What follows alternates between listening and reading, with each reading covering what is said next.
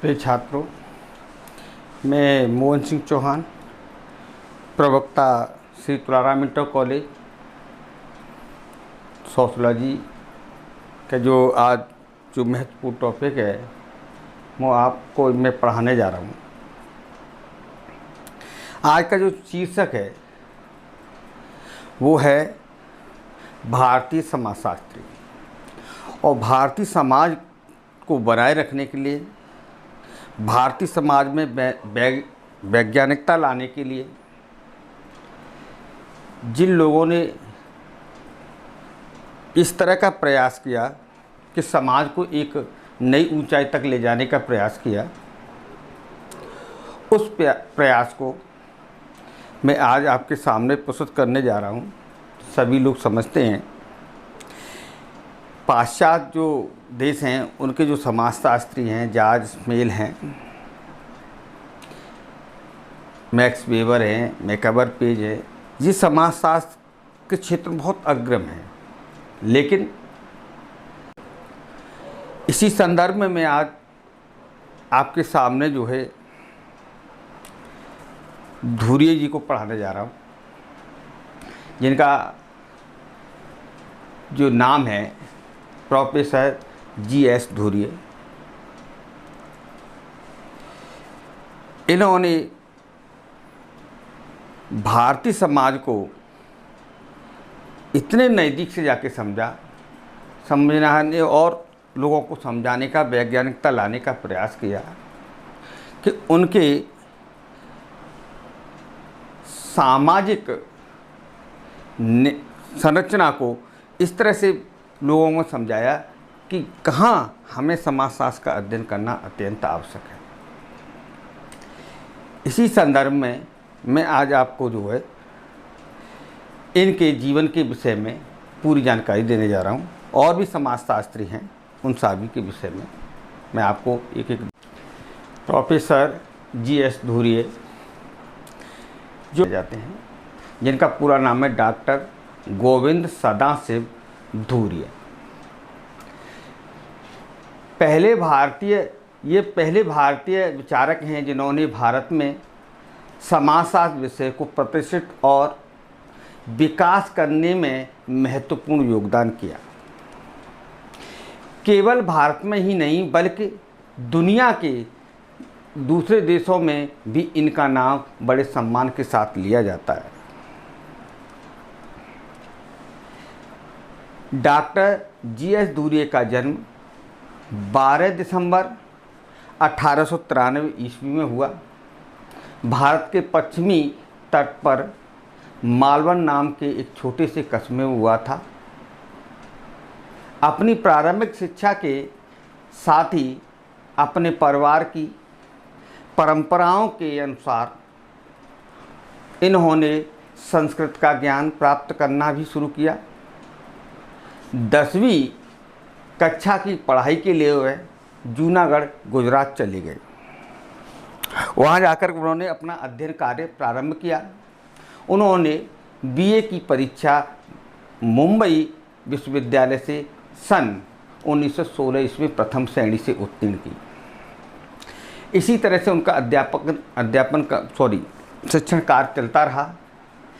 सन 1918 में इन्होंने संस्कृत में एमए की उपाधि प्राप्त की तथा 1920 ईस्वी में अंग्रेजी विषय में भी एमए की परीक्षा उत्तीर्ण की। इसके बाद वह इंग्लैंड में समाजशास्त्र का अध्ययन करने के लिए चले गए।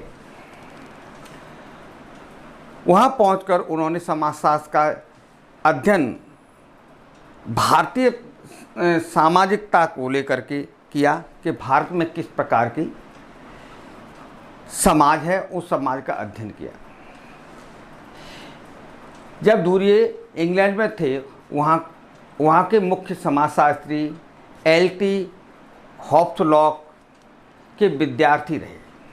वहाँ के जो हॉब्स रूसो थे उनके विद्यार्थी रहे। इंग्लैंड में भी उन्हें अपने समय के प्रमुख मानव शास्त्रियों के संपर्क में आने का अवसर मिला, जो अनेक जनजातियों और उनकी संस्कृतियों का अध्ययन कर रहे थे। उन्हीं के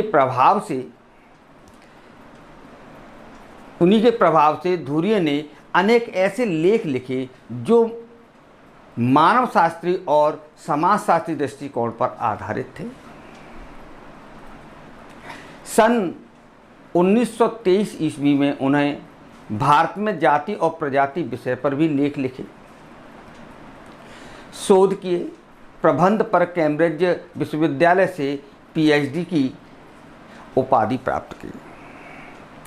ये सारे जत्न प्रयास भारतीय समाज को एक मुकाम हासिल करने के लिए उन्हें वैज्ञानिकता लाने का प्रयास किया।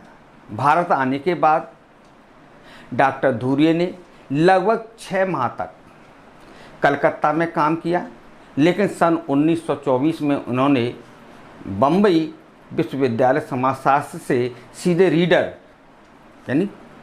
रीडर एवं अध्यक्ष पद पर नियुक्त कर दिया गया।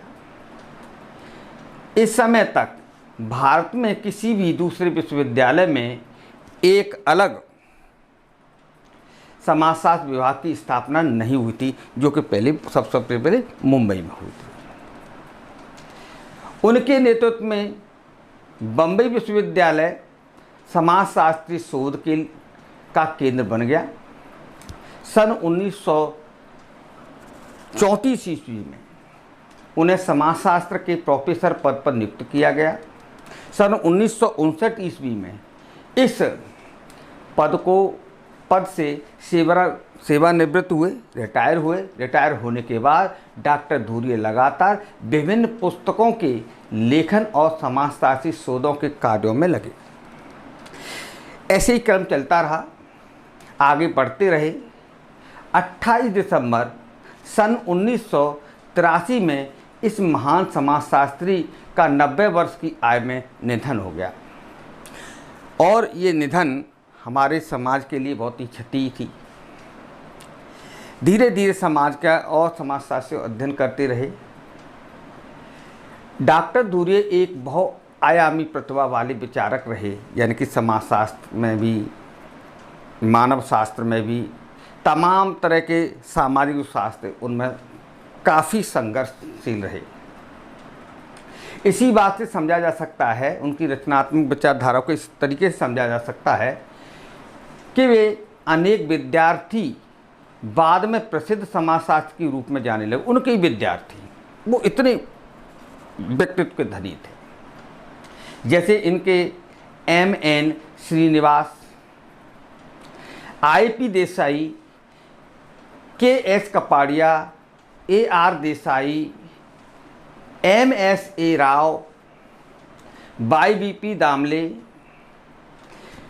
B.D. राव, श्री गोपाल, M.G. कुलकर्णी तथा G.S. नेपाली आदि नाम इनके जो शिष्यों के थे उल्लेखनीय हैं। ये आगे चलकर भारतीय समाज को एक नई दिशा देने का काम किया, उन्हीं के शिष्य थे। द इंडियन सोशोलॉजी सोसाइटी से उन्होंने 1952 में अपने जर्नल में, अपनी जो किताब संग्रह है उसमें सोशोलॉजिक बुलेटिन का प्रारंभ किया। और आज हम पढ़ रहे हैं, कक्षा 11 के पाठ को पढ़ रहे हैं, जिसमें समाजशास्त्र और समाजशास्त्रियों का अध्ययन है। प्रोफेसर धुरिये ने अनेक लेख और पुस्तकें लिखी, जिनका विवरण इस प्रकार है। नंबर 1, सबसे पहली जो पुस्तक लिखी वो थी caste and race in India 1932। इसके बाद sex, habits and middle class people 1938 किताब लिखी। इसके बाद aborigines so called and their future 1943 में उन्होंने एक किताब लिखी। इसके बाद लगातार किताबों का लिखने का क्रम चलता रहा। कल्चर एंड सोसाइटी नाम की भी पुस्तक उन्होंने 1945 में कुछ समय के बाद लिखी। इसके बाद आफ्टर ए सेंचुरी, एक शताब्दी के बाद एंड द क्वार्टर, यानी कि ये पुस्तक जो लिखी 1960 यानी कि 1960 में लिखी। अगली इसकी उन्होंने पुस्तक लिखी the caste class and occupations 1961 में। इसके बाद अगली और किताब लिखी जिसे आपके सामने स्क्रीन पर फ्लैश हो रही है, चेक कर सकते हैं, पूरा रोक के वीडियो देख लें, याद रखना। फैमिली एंड किन इन इंट्रो यूरोपियन, ये 1962 में लिखी। इसके बाद अगली किताब लिखते गए सिटीज एंड सिविलाइजेशन 1962 में लिखी। इसके बाद अगली किताब उन्होंने द शेड्यूल्ड ट्राइब्स 1963 में लिखी। इसके बाद अगली किताब द महादेव कोयल्स 1963 में, यही किताब इसी साल लिखी। Anatomy of the rurban community लिखी 1963 में। इसके बाद द इंडियन शेडस जो किताब लिखी, जो है प्रकाशित की, वो 1964 में की। Race and relations in the Negro Africa नाम की पुस्तक लिखी। Sexual behaviour and American female के ऊपर उन्होंने किताब लिखी, उनके अमेरिका के फीमेलों का आचरण के विषय में लिखा। इस प्रकार से कई किताबें उन्होंने लिखी। ये इस बात की किताबें आपकी स्क्रीन पर फ्लैश हो रही है, ध्यान से पढ़ सकते हैं। वीडियो बहुत लंबा हो जाएगा, मैं ज़्यादा पढ़ के सुनाऊंगा तो आपको लंबा हो जाएगा। गोविंद शिवदास सदाशिव धुर्वे एक बहुत ही विलक्षण प्रतिभा के धनी थे। इनका जन्म 12 दिसंबर को 1893 में मालवान के पश्चिम में कोणार्क तटीय प्रदेश में छोटे से कस्बे में हुआ था। इनका परिवार एक संपन्न व्यापारी परिवार था, लेकिन बाद में उनका पतन हो गया, अर्थात धीरे धीरे व्यापार कमज़ोर होता गया। 1913 में एल्फिंगटन कॉलेज मुंबई में प्रवेश लिया। संस्कृत ऑनर में स्नातक पास किया, स्नातक की उपाधि ली संस्कृत से, तथा अंग्रेजी में भी इसी कॉलेज में उन्होंने 1918 यानी 1980 में और 1919 में समाजशास्त्र से विदेश में प्रशिक्षण हेतु छात्रवृत्ति के लिए चयनित किए गए। प्रारंभ में लंदन स्कूल ऑफ इकोनॉमिक्स में एल.टी. हॉबहाउस अपने समय के प्रसिद्ध समाजशास्त्री के द्वारा पढ़ाए गए थे, इनको पढ़ाया गया था। बाद में कैम्ब्रिज में W.H.R. रिवर्स द्वारा पढ़ाए गए और उनके प्रसादवादी दृष्टिकोण से प्रभावित होकर 1923 में रिवर्स के अकस्मात निधन होने के पश्चात A.C. हेडल ने निर्देशन में PhD की उपाधि दी या प्राप्त की। मई में मुंबई वापस आए और कास्ट इन रेस इन नाम की पुस्तक जो लिखी। इसी प्रकार से इंडिया में उन्होंने आकर के PhD की और उन्हें पांडुलिपि पर कैम्ब्रिज की पुस्तकों में एक श्रृंखला प्रकाशित की गई,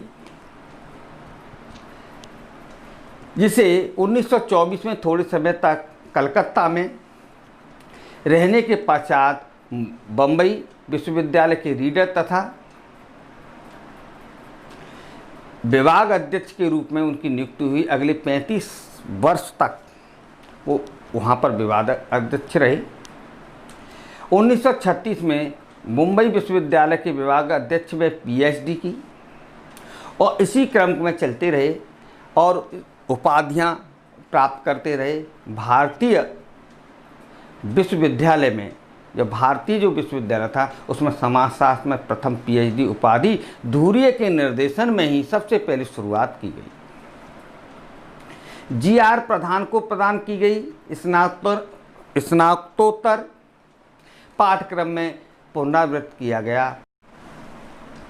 प्रोफेसर धुरिये की इस दृढ़ मान्यता थी, एक ऐसी दृढ़ मान्यता थी कि परंपरागत भारतीय सामाजिक संस्थाओं को समझाने के लिए एक समाजशास्त्री दृष्टिकोण की ज़रूरत है। इसके लिए इसी के आधार पर हम भारत विद्याशास्त्र, इंडोलॉजी जैसी नई शाखा को समाजशास्त्र के अंतर्गत विकसित कर सकते हैं। भारत में नातेदारी को लेकर के उनका विचार किस तरह था, जाति एवं नातेदारी को लेकर के, धार्मिक चेतना तथा भारतीय परंपरा में साधुओं की भूमिका से संबंधित उनके सभी अध्ययन इसी दृष्टिकोण से पर आधारित थे। उनका विचार था कि भारतीय सामाजिक जो परिस्थितियां हैं, स्थितियां हैं, जो संस्थाएं हैं, उनका अनुभव अध्ययन करके उनके बदले हुए स्वरूप को समझाया जा सकता है। भारत में जाति प्रजाति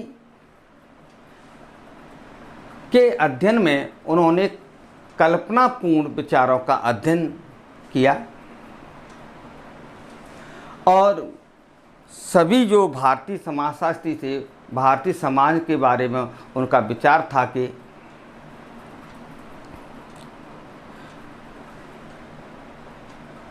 इसकी विवेचना पश्चिमी विद्वानों के द्वारा दिए गए सिद्धांतों के अतिरिक्त के आधार पर नहीं की जा सकती, इससे अलग की जा सकती है।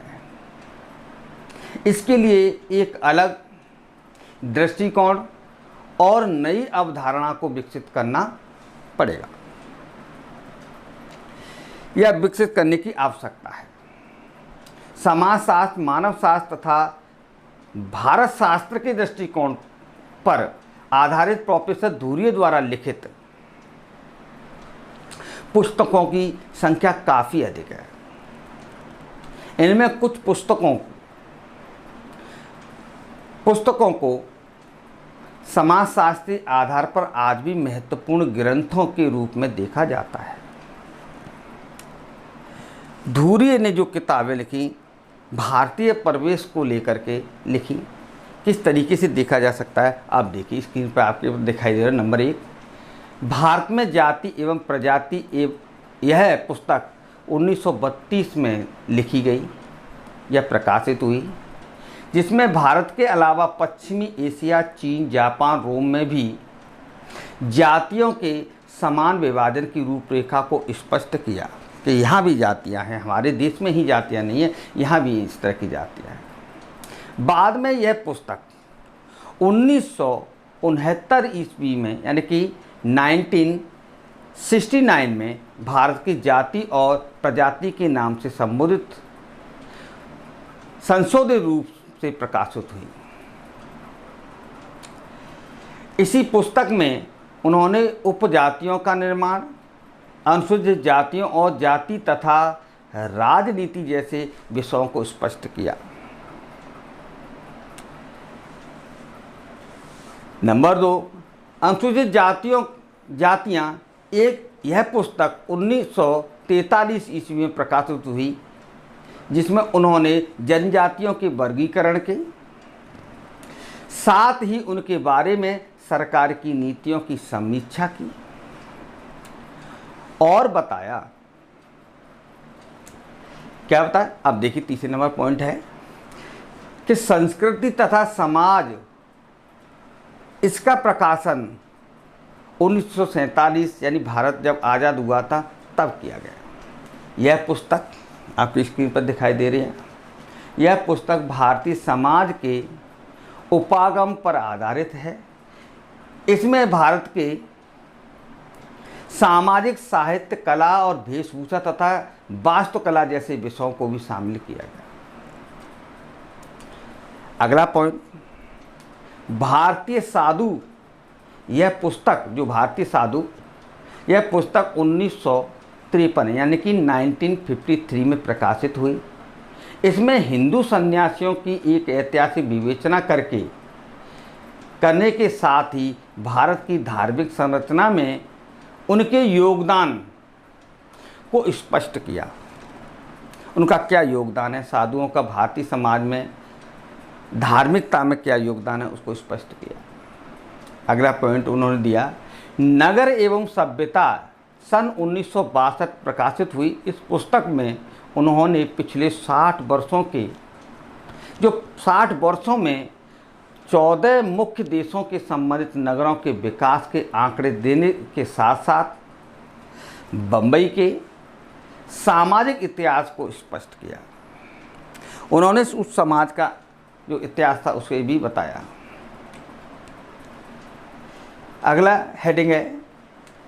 अगला पॉइंट है ग्रामीण नगरीय समुदाय की संरचना। यह पुस्तक 1963 ईस्वी में प्रकाशित हुई। इसके अंतर्गत उन्होंने क्षेत्र कार्य के आधार पर ग्राम और नगर की रचनाओं की विशेषताओं को प्रकट किया, स्पष्ट किया। इसके अंतर्गत उन परिवर्तनों का भी विश्लेषण किया जो स्वतंत्रता के बाद ग्रामीण नगरीय जीवन के स्पष्ट होने लगे थे। ग्रामीण और नगरीय जीवन स्पष्ट होने लगे थे, अलग अलग तरीके से रहन सहन खान पान सब प्रकार का था। धार्मिक चेतना सन 1965 में प्रकाशित हुई। इस पुस्तक में धुरिये ने संस्कृति के मुख्य आधारों जैसे सांस्कृतिक चेतना, न्याय, ज्ञान और अभिव्यक्ति की स्वतंत्रता तथा सहिष्णुता जैसे प्रश्नों को स्पष्ट किया। इसके साथ ही ब्रह्मांड, पुनर्जन्म, मुख्य देवी देवताओं, धार्मिक स्थानों की पवित्रता जैसे विषयों की विवेचना की और बताया कि इनका हमारे समाज को नियंत्रण करने में, हमारे समाज को एक दिशा देने में क्या भूमिका है। अगला पॉइंट 8वां, भारत में सामाजिक तनाव। स्वतंत्रता प्राप्ति के बाद भारत में सामाजिक तनाव पैदा करने वाली जो मुख्य समस्याएं पैदा हुई थीं, वो डॉक्टर धुरिये ने उनका सूक्ष्म अवलोकन करने के साथ साथ उनके अनेक आंकड़ों के द्वारा उनकी प्रगति को स्पष्ट किया। तो हम यहाँ देख रहे हैं कि धुरिये निरंतर हमारे भारतीय समाज पर अपना प्रभाव छोड़ते गए। प्रोफेसर धुरिये के द्वारा निर्मित पुस्तकों की केंद्रीय विषय वस्तु किसी न किसी रूप में यहाँ की सांस्कृतिक एकता और विशेषताओं में होने वाले मिश्रण से संबंधित थी। जाति, प्रजाति तथा जनजातियों के विशेषण को भी इन्होंने विभिन्न सांस्कृतिक समूहों के रूप में चलने वाली आदान प्रदान की प्रक्रिया के दृष्टिकोण से देखा।